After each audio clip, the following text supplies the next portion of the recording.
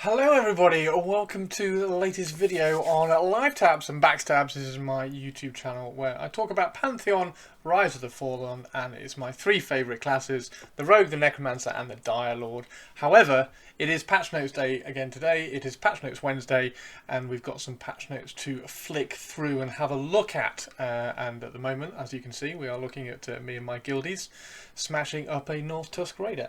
I have been a little bit slack this week. I'm very sorry for the lack of videos. I've been very busy painting and doing my my other streams and everything, but rest assured there will be some videos coming very soon, particularly about rogue weapons as well, because I've been having a think and a thought about it all.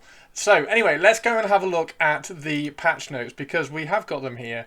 They are up and they are quite interesting, and there's some cool things. If you're a shaman, there's some cool things, yeah, so we'll have a we'll have a look through this one. So this is build that on February the 18th, 2025. I am all patched up. It was a 5.5 gig patch, so it will take a little bit of time to download and then even longer to kind of unpack and patch as well. But once it is done, then this is what we get to enjoy. So the general patches we've got: when looting a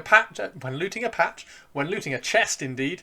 If a player hasn't finished looting after 4 minutes, looting will be stopped automatically, regardless of whether they have looted any items. I don't know why that would be.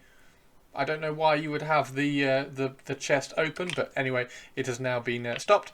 Your cast bar and compass are now movable. Ho ho! Hallelujah! That's quite cool. Click, drag, enjoy. I hadn't noticed that one. I've had a read through already, and I already missed the second patch note. That's cool. Adjusted unarmed attack delay.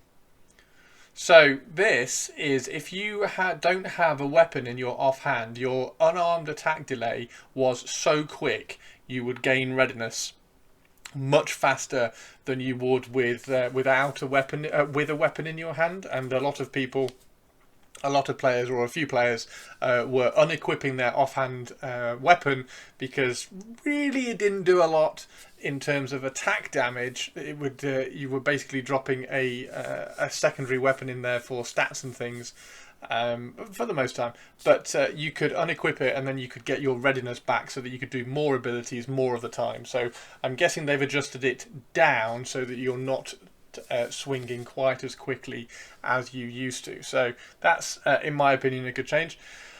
Bug fixes, will fly through these, I am sure. So there was an elf NPC that was stuck in the T-pose. So no more teapotting. Static contractions are brutal. We needed a break. We fixed an issue where the Who list entries weren't getting updated sometimes, such as looking for more, and was toggled off. The social window is really frustrating for me because some of them update. The guild window, for instance, doesn't update at all, and you have to hit refresh, and then it refreshes in the chat log, and you lose all the chat you were having. So it would be really nice if that window was live all the time, rather than having to refresh and it having to dump into the chat window. So anyway, the Who list entries are now getting updated, apparently. We have fixed an issue where monks were unable to turn in the quest called One with the Wind. Congratulations, monks, you can now turn in your One with the Wind quest. Fix an issue where some quests, such as the heavy lifting ones, weren't showing the correct completion text. Now, I feel really bad now because I clearly haven't read the completion text for some quests, such as the heavy lifting ones, to notice that they weren't showing the correct completion text. So I feel really bad about that. Okay, so we've fixed some issues with target of target, not always updating and sometimes showing the wrong current health. This is excellent. Target of target is fantastic in addition. It's really good. I wasn't sure about it, along with a few of my guild members. We weren't sure about it at the time, but we can all agree now that it's fantastic. It's a really good addition. They have fixed an issue where the person forming a group didn't have their looking for group tag removed when the group was formed. Excellent. There's still the group issue of like adding people in other zones and zoning into and having people all cross zones and everything, and those kind of group bugs. So hopefully they get those group bugs sorted very soon. They've fixed an issue with AI logic getting stuck when engaging in combat with a fleeing target. I'm not sure what that means. I was wondering whether it was when you sort of feign death pull, or if one of the mobs glitches when you're pulling it and it runs back really quickly and you're trying to tag it quickly before it runs away. I don't know whether there's something of that. But anyway, just be careful when you're pulling and feign deathing. The mobs might not react, and yeah, they might not react and behave how they used to. So just for a few pulls, just make sure you're getting everything as you would expect. Fixed player camera collision jittering, which is great, because so this was when you were zooming in and zooming out, and if you were close to a little bit of scenery, it would jitter and zoom in and out and stuff. So that's great that's sorted. Fix some point of lights in caves turning off depending on the time of day in AVP, and they've also fixed global lighting in caves being broken at some times of the day with some weather types, so that's a big plus. The lighting and everything with Unity 6 has improved, but there were still those kind of little weird things happening in caves. Fix some memory leaks with VFX and audio, great, excellent. Fixed NPC navigation near the Corcoran starting temple. Okay, so I'm guessing their pathing was a bit weird. Rain, once again, collides with the world, so the rain doesn't pass straight through objects anymore, it does actually interact, which is good. So, some world patch notes. They've added several wild blood camps in Silent Plains and increased their level range from 31 to 34. Several wild bloods have new abilities, so don't bite off more than you can chew before you know what you're dealing with. Now, these got added last patch. I don't know whether this is even more, because I've been killing them in Silent Plains, and they are level 31 to 34, and they do have new abilities, and they are really, really cool. They're not a dungeon, so it's not dungeon crawling. It's just find a camp and just pull mobs non-stop. But they are interesting. They do take quite a while to kill. But are they even more now? Even more wild blood camps? I will find out when I log in. NPCs, the rogue traders and dark traders in the Barrow Dark have learned more subtle ways to deal with annoying players rather than simply attacking them. What ways, you ask? Pray you don't find out. Excellent. Capture. Some of the citizens of Sorharith have now become more talkative. Excellent. So we can now click on them and they can find out more than just hello traveller. Okay, let's have a look at some of the general buffs. General patch notes, and we're into the general ones. Have we got gnomes? We've sort of got gnomes here. Gnomes. There we go. I don't know what the P and the L are doing. Anyway, so we've got general patch notes in here. So the weakened duration has been increased to 12 seconds. And then the same with vulnerable as well. Now these were states that certain classes could put things in. So for instance, a rogue could put a mob in the weakened state, and then other people could take advantage of that with certain spells. This used to be 10 seconds, so they've added an extra 2 seconds, which is always good. I think a lot of the durations and little windows of things that would happen in Pantheon tended to be a little bit small, particularly when you're fighting like sometimes 2-minute fights with these group mobs. So adding a little bit more duration to things, I think, is only a good thing. So weakened and vulnerable have been increased from 10 seconds to 12 seconds, and they've added all damage types to the bonus of vulnerable as well, which is excellent, rather than just a particular damage type. So we've adjusted NPC weapon delays to scale with NPC levels. Weapon delays to scale with NPC levels, so maybe the weapon delays get quicker the higher level you are, so they hit harder, and then, oh wow, that's going to be horrible for Frenzy. Right, okay, so that's cool. NPC AI logic should now be greatly improved. Please report any abilities or interactions that are broken. This is important. If you do see any interactions, the same as what we were saying with the AI logic entering combat and fleeing, if you see anything now in terms of what the AI is doing, maybe the mobs are walking 1,000,000 miles to come and get to you when they pull you, just kind of flag that up in Discord. Now, some class ones. Enchanter. The Enchanter Forceful Will debuff, which is a level 8 spell, now reduces all resistances by 25. Now by 15. It used to reduce them all by 25, which was a lot at level 8. So I'm guessing this is, well, I mean, this is good. So Forceful Will now, a lower level. And I keep saying this, not every class needs fantastic abilities straight away. So you need to kind of build up to it. Because if you get everything by level 10, then you don't give yourself anywhere to go at like level 40 and level 50. So Forceful Will, level 8 spell, it now reduces all resistances by 15. Commanding Will now reduces them all by 20, and then they've added Dominating Will, which is at level 24, which is an upgrade to Commanding Will, so I'm guessing that'll be 25, so lowers it by 25. So this has been a change from level 8. So level 8 you're now doing 15 rather than 25, and the 25 resistance debuff you are now getting at level 24. Lots of numbers in there. It's a good change. Some nice extra additional abilities coming in. Monk. Remove the chi cost of Wandering Fist follow-up abilities. This is really good, actually. I like this. So Wandering Fist was an ability that you would hit. I think it cost, I think it was 200 chi. Anyway, it costs a certain amount of chi, and then depending on what stance you were in, what gate you were in, it would give you some follow-up abilities that you could then do as well. Now those abilities are free, which is great. I like that. That's fantastic. So monks, you are now able to Wandering Fist and then follow up with something for free, which is good. Necromancer. Oh yes, Necromancer. Okay, what do Necromancers get? Undead DD line values greatly increased. Excellent. So we can nuke Undead for more. Life drain, line damage, and mana cost normalized. New stat scaling values. Okay. I wonder whether that's... I hope that's gone up. And life leech damage scaling reduced slightly. Healing ratio increased. Oh. Okay, so the healing ratio... Well, the healing ratio... I like how they've added that in. The healing ratio has increased because the damage has gone down.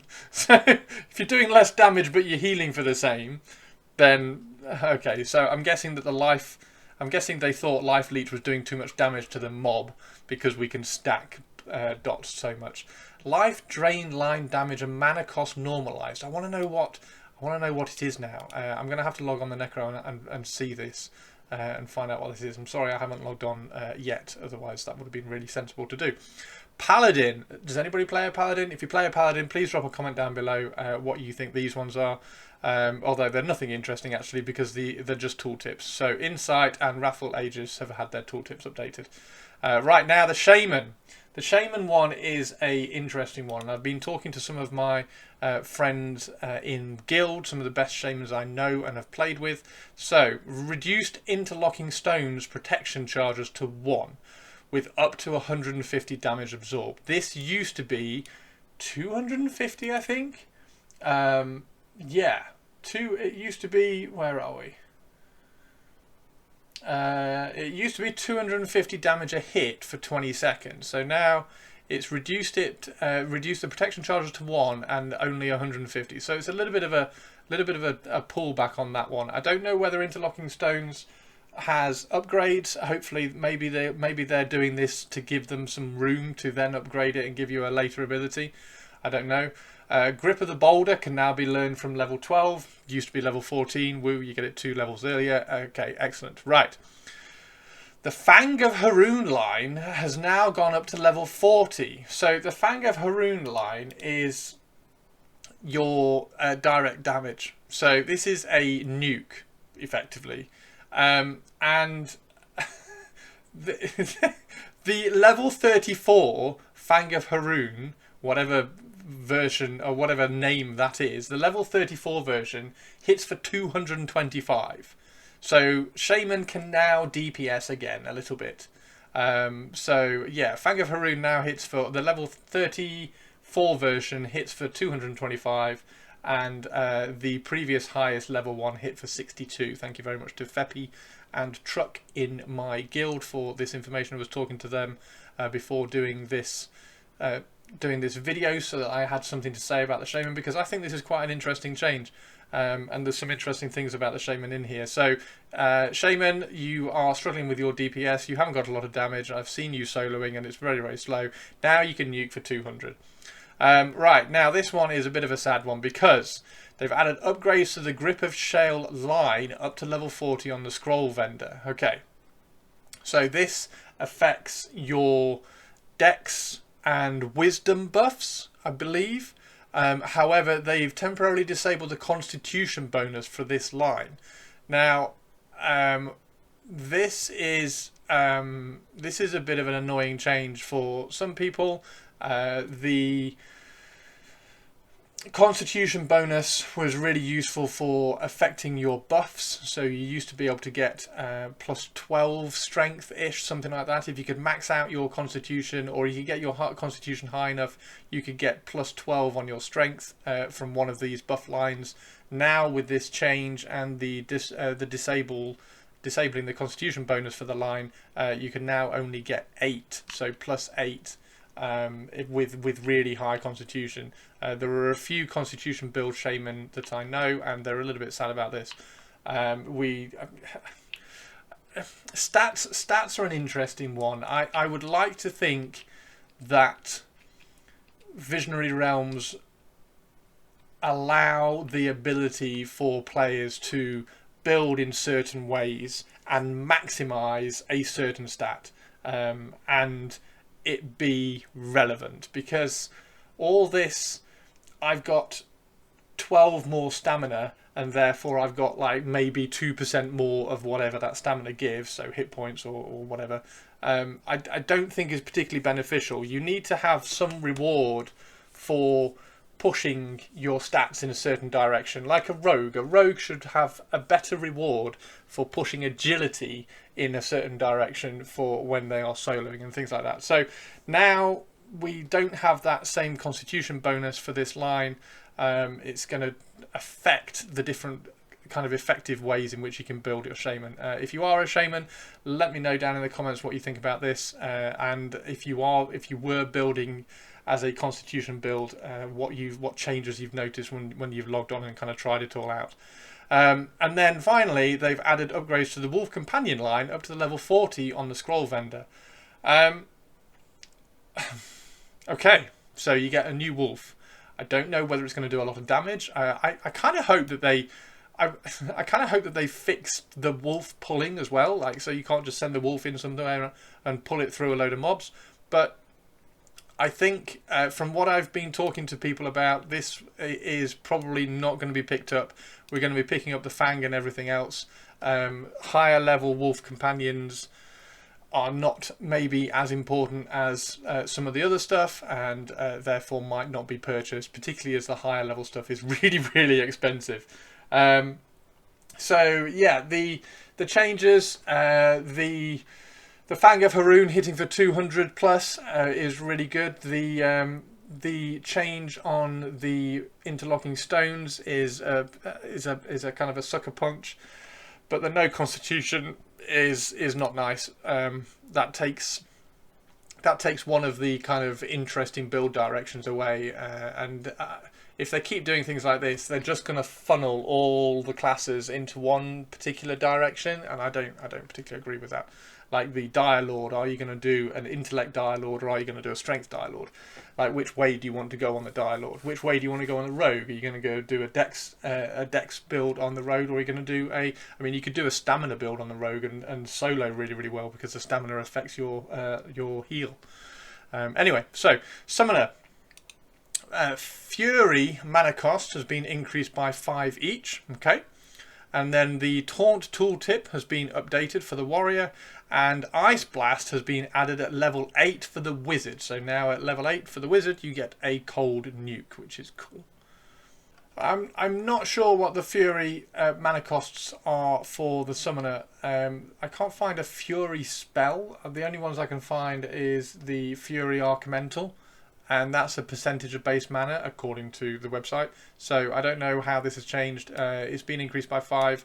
If you know what this means, drop a comment down below, give your thoughts on it, so that other summoners turning into Mike Tyson, other summoners can have a little bit of information about that. And then items, the effects of the Ring of the Lunar Cycle should now display when they are active, which is great. Side effects of the soldier's filter and the sage's filter should now be applied correctly when the items are used. This is excellent. Like there were a few food items as well which didn't show the debuff once the item had been finished. So this is really, really good. And these ones are, so the soldier's filter, for instance, it gave you a crit rate, but then once it had run out, it gave you, I think it was a movement debuff. It made you move slower for X amount of time. So that's really, really useful, really good to know that those debuffs have come in. The Oath of the Valiant now has a more appropriate model when equipped. Now, the Oath of the Valiant is a massive hammer, but then when you equip it, it looks like an axe. Because I know this because a friend of mine gave it to my Dire Lord to practice my two-handed axe skill, because I don't have a two-handed axe skill on my Dire Lord. I just use swords. Long story, I'm not going to go into it. And he gave me the Oath of the Valiant because it was always an axe when he was wielding it. And I was like, well, this is a hammer, I can't use it. Anyway, Ogre Blood is no longer death-bound. Excellent. You can now have this beyond dying, and then added a description to the Velvet Coin Purse to indicate its use. I would love to know what the Velvet Coin Purse even did. As far as I know, it's just a coin purse. Right, so we got some quests. Several new quests have been added to Wild's End. Finally, like, just keep all the stuff happening in Wild's End.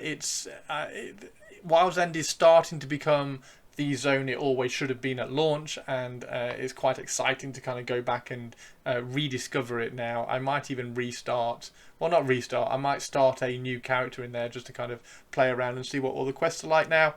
Maple logs should now count correctly for the quest Winter Warmth.